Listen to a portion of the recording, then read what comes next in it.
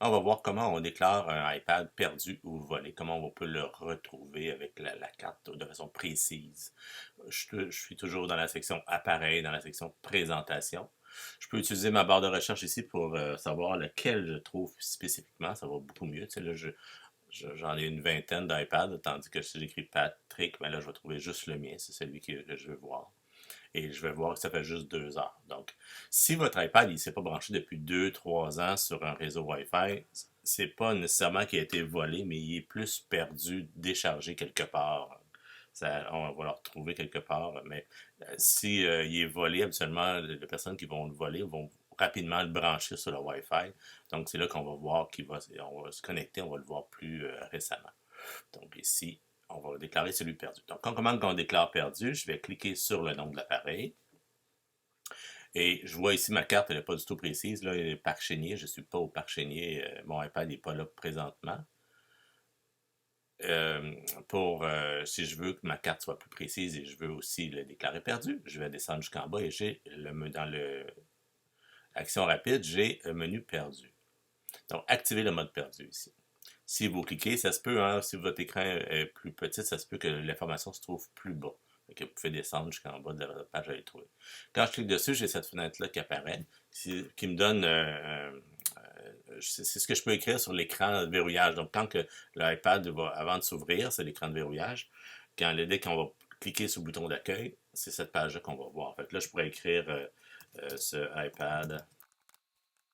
Je peux écrire un petit message rapide. Et puis ici, puis là, je peux écrire veuillez le retourner ou veuillez le retourner à l'école ou bien veuillez appeler à tel numéro de téléphone. Et ici aussi, mettre une note bas de page. Donc, ça, c'est à votre guise. Vous écrivez un message que vous voulez. Et là, vous pouvez activer le mode perdu qui est ici. Automatiquement, vous allez voir, là, si je retourne, là, c'est écrit ici que le truc est perdu.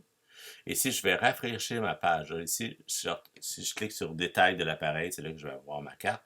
Si je fais actualiser, bien là, ma carte va devenir plus précise. Donc, c'est la bonne place. Je peux encore là aller mettre ça plus précis ici.